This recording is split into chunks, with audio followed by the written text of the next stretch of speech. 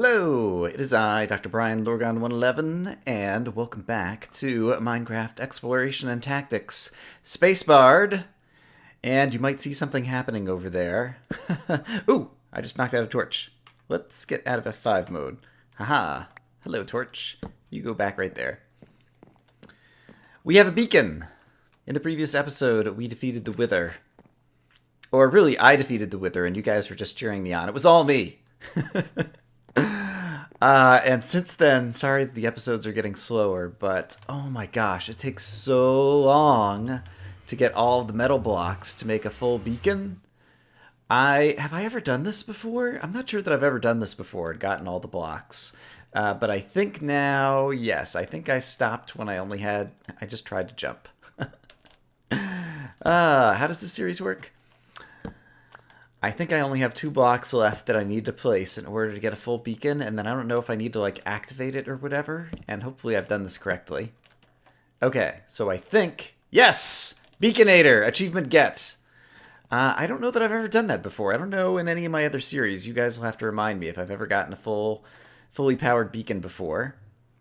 And I guess we will go ahead and put something in here and give us strength and regeneration. Why not? Just for the fun of it. I know I've definitely activated beacons before. I just can't remember if I've ever gotten them all the way up to the fully powered version because, man, it takes a lot of metal. And so you can see what I've done here. Now that I've gotten that achievement, I think I'm probably going to almost immediately tear this thing up because I need the iron blocks and the gold blocks to go after the other achievement that we can get pretty easily, which is the on a rail achievement. Oh, and I forgot, I don't have my stained glass on me. I was making stained glass because you can actually turn the beacons like different colors. And why? That is weird. Do you see this? There's like a bug where if I look up, the beacon goes away. Do I have to have like the beacon in frame? Is that what's happening here?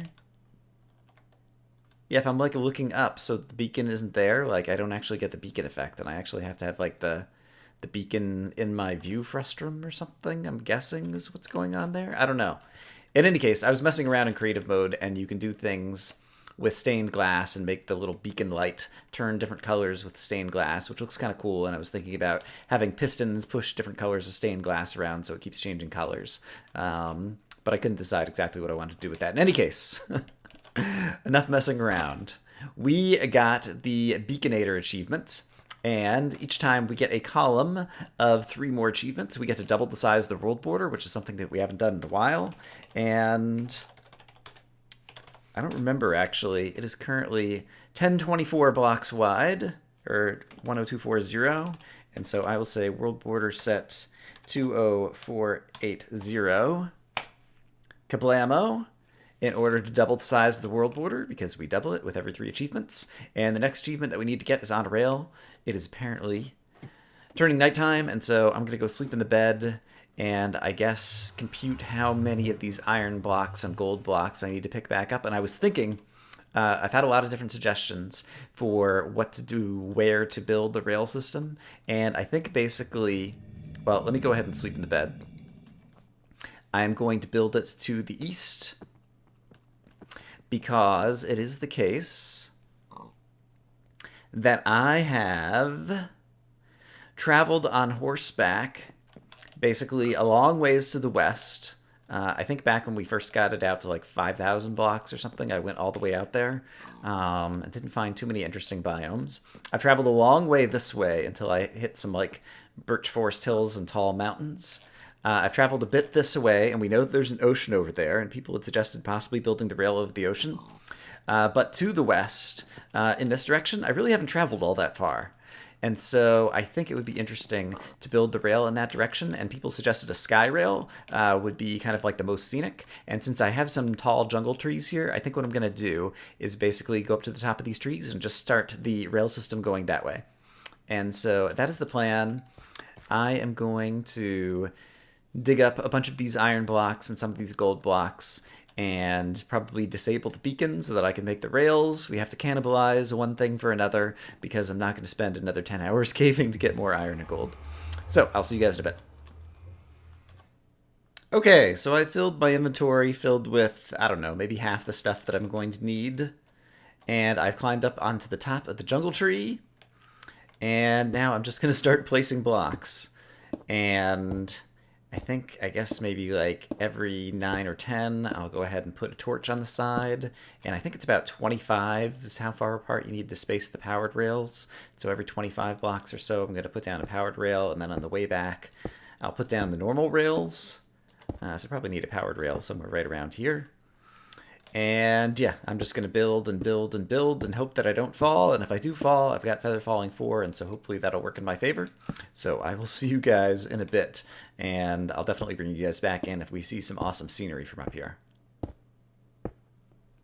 Yeah, building it up in the sky was definitely the right choice. I'm already enjoying the views I am getting up here, and so that is pretty awesome. I ran out of torches to light up the Skyrail.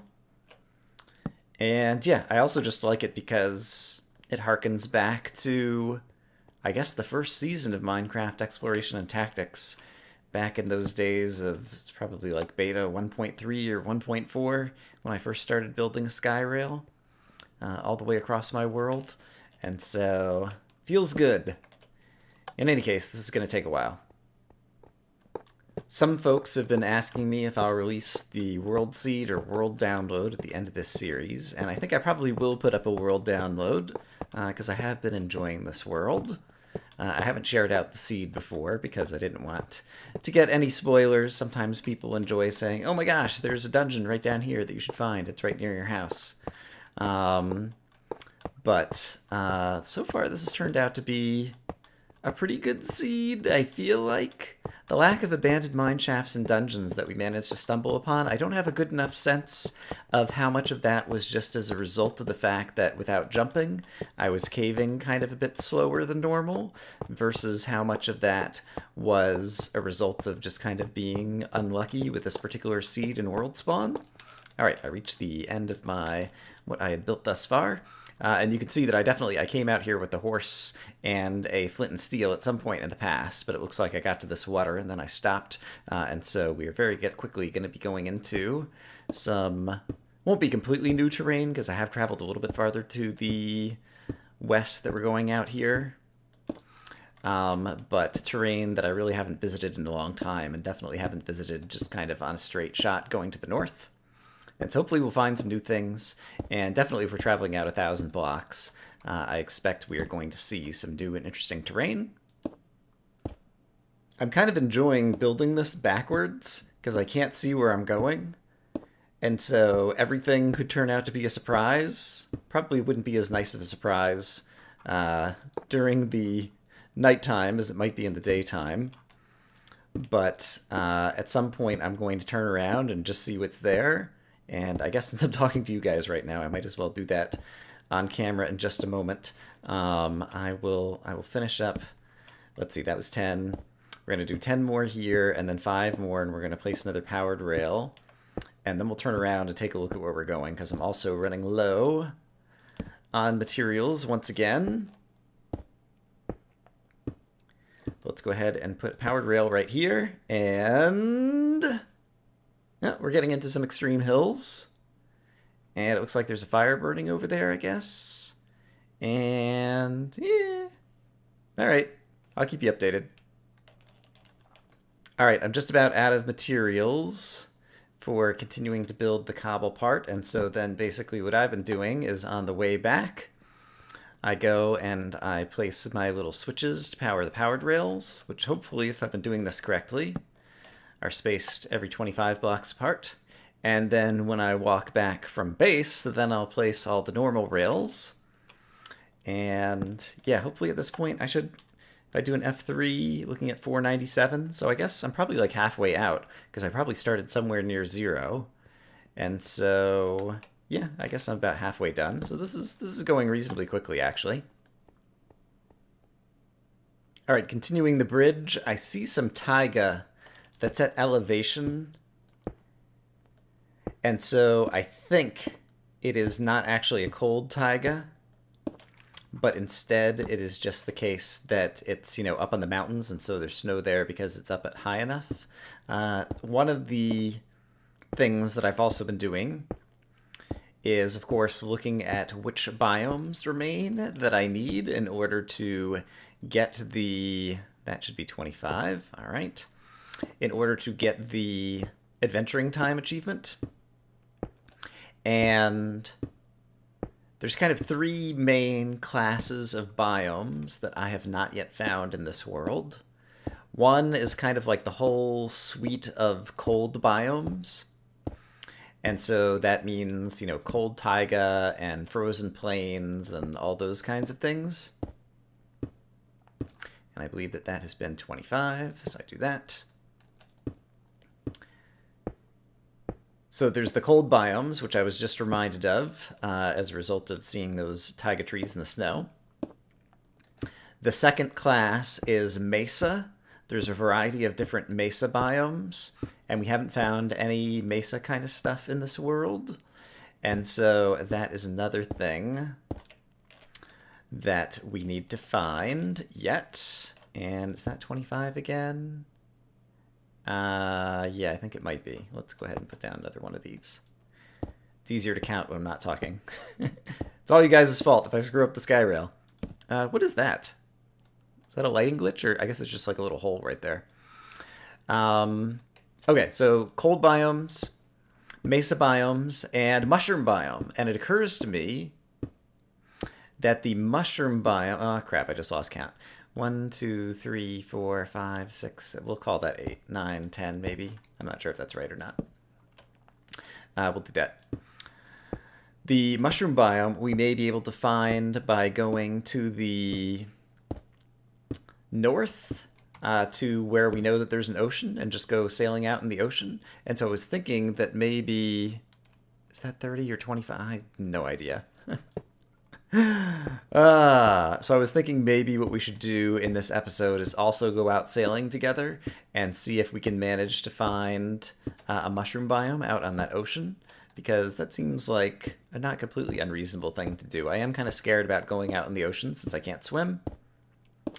But what you gonna do? We'll bring some boats, we'll bring plenty of ladders in case we fall in the ocean and need kind of breathing to get back out. And yeah, I'm not even sure if I do fall in the ocean exactly what I would do. Would I have to... I could bring some ender pearls. That might not be a bad idea. We're getting very close to land here, and so there's going to be places where skeletons might be able to fire at us as we're kind of traveling over this. So I'll have to keep that in mind as well, especially on my way back, if I don't finish this up during the daytime. I guess, yeah, the sun is kind of setting over there. I think I just did 8 of those, so I need to do 2 more. Now we're at 62, and it looks like that was there, and so I need 5 more and then another powered rail. So those are the 3 main types of things that we need to find. Lots of cold biomes, the mesas, and the mushroom biome. And I think after I do this little group of inventory and rail building, then maybe we'll take a boat and try to go check out the crazy ocean and see if we can find a mushroom biome. So I will see you guys in a bit for that. I've been working on the railroad all the livelong day and well into the night, and now I'm ready for a change of pace. Before we go exploring for a mushroom biome, though, there's one other thing that I meant to do a couple episodes ago that involves some science with the rabbits, but first I'll go sleep in the bed and then we'll go do that. So I believe it is the case that in addition to being able to feed rabbits carrots, you can also feed them dandelions. And so I've got some bone meal out here in order to get some dandelions and see if you can breed them that way, or it might only be to like grow the young ones to get older. And then I'm also curious, do dandelions always pop up in the same place? I have some vague sense that possibly... Like, I'm curious, if I bone meal this again, will I get 2 dandelions in those same locations once again? Or is it just random where the dandelions and poppies and different things pop up? There's 2 dandelions here again. Is there a good way to mark this? Here's what I'm going to do. I'm going to put just to the left of those 2 squares I am going to put some cobblestone, and then I'm going to bone meal this again a few times and see if the dandelion pops up in the same place. Of course. Okay, we didn't get dandelion there in those spots that time around, and I just realized I just ran out of bone meal. That's probably enough dandelions to do the experiments that we want to do. So let's take our 9 dandelions and go visit the rabbits. Hello, rabbits. How are you? If I do this, do you guys look at me like you want to eat? It doesn't seem like you do. It doesn't seem like the same effect as when I'm holding the carrots. And if I right-click on you... Oh, it does seem to let you breed, though, maybe. Okay, so that did breed. And now we have a baby bunny here. And then I think you can feed the babies. Dandelions, perhaps as well as carrots. Can I manage to get this guy? Yeah. And you get this little thing, and you can see he's growing a little bit bigger and a little bit bigger. And I think I read somewhere that basically, you know, all these baby animals, they have an age. And so each time you feed them, okay, but when you, interesting. If I give them the carrots, then they all want it. If I'm holding the dandelions, they don't seem to care as much. Each time you give them a piece of food, there we go, it makes them 10% like more grown up or something. So if it normally would take them, you know, like 10 minutes to grow up, if you feed them, then it takes 9 minutes to grow up. And if you feed them again, it takes like 8 minutes and 10 seconds to grow up. It reduces it by 10% each time. It decimates their underage count, if you will. And so that was an experiment I meant to do. I think maybe those are the only 2 types of food that you can feed the rabbits. I'm not sure what else to experiment with. And so this is where I guess I will enlist you guys. If there's other things you can do with rabbits, I could just look at the wiki. But it's fun to talk to you guys about this. And if there's any other clever things that I ought to be doing with the rabbits. We tested the jump height. It seems to be just short of 1.5, which kind of makes sense that you could still fence them in with fences, for example. We've tested breeding them. We have used the looting sword on them and gotten a rabbit's foot, which eventually we'll brew a potion for. Are there other things we need to do with rabbits? I'm not sure if there's anything else associated with rabbits that I don't know at this point. So I think next up I want to do some experiments with underwater and boats and different things, and then try to go explore the ocean and see if we can find a mushroom biome. Hello, Skyrail! That'll probably look awesome at night, too. Alright, so I can jump in the water down here safely because I've got half slabs on the river beds that I can walk back out. Something that I'm surprised, I don't think I've experimented with this, or if I have, I can't remember. Basically, if I'm underwater, let's say I'd gotten trapped kind of down here, if I just place a boat, can I then hop in it and it will float back up? Ooh, did I just hop under my house? It looks like I did. It seems like that might actually work. And so if I do fall in the ocean, let's see, can I retrieve the boat that way? Yeah, let's try that again. Let's go. Okay, I'm rapidly losing air here. But if I try to place it on the ground, it seems like it appears above me, and then it will rise to the surface. And so it seems like that could be a way to save myself. And so if I have a bunch of boats in my inventory, I should be okay. And then so long as I also have blocks and ladders or torches, I can also create kind of air spaces on the ground, and even just kind of pillar up with blocks. I should bring more blocks. But I think kind of a combination of strategies will give me a way to be able to travel across the ocean safely. So I'm going to get some inventory prepared, and we will go try to head across the ocean. Okay, so here goes nothing. We're at the ocean. My Z coordinate is 637. And I have a lot of boats. And so let's hope that they don't crash or do crazy things. Got a bed in my inventory in case I need that at some point. And yeah, let's also hope that this is actually like a decent sized ocean that might actually have some mushroom biomes in it. But I am going to sail off into this wild blue yonder and bring you guys back in as I find interesting things. Well, I've traveled quite a ways, almost due south, and finally have run into another continent. I haven't seen really any new biomes that I need to find. I thought that the light over there, I guess there's just a lava pool. It looked pretty cool out on that desert. But apart from that, I haven't seen much. The good news is there is really quite a big ocean out here. And so I'm going to try to swing around and kind of take a different way back and go farther to the east, I think. Basically just to explore more parts of the ocean. But in any case, I was able to travel. I mean, I guess you can see... No, the moon isn't actually going down, so I guess I've only been sailing for 5 or 6 minutes. Not even the entire night. And I'm definitely worried. I've seen the boat kind of jump around a few times, and so I'm certain that the boat, where my client thinks the boat is, not the same place where the server thinks the boat is. And so at any moment, the boat might break mysteriously, and I might find myself in the middle of the ocean, and I'll try not to panic when that happens. But I'm going to keep sailing around and see if we can find some other biomes. Do you see this light over here? Like, am I making that up, or is there like... Oh my gosh, is that an ocean monument? That might be an ocean monument. I am aware of these things. I think that's what it is. Yes, okay. There are bad things there. I'm not prepared to tackle that. Especially without being able to jump. Oh my gosh, that scared me. Alright, mining fatigue. Oh, that could be a real problem, actually. I can't break blocks now for 5 minutes, I think is how that goes. I completely forgot about that as a possibility. So for those of you who are not familiar, yes, that is an ocean monument. I should take... There's my F3 coordinates. It was basically around negative 1,500 and x of 320 or so. So that if I want to go back and explore that at some point, I can. But they have very scary things, including guardians. I guess it's basically, yeah, guardians, who are very tough enemies, who are difficult to take on, even towards the end game when you have good weapons and armor. And I'm sure they would be even more difficult to take on when I cannot jump or swim, and I don't have depth strider boots, and I don't have potions of water breathing or night vision or anything to kind of help me underwater.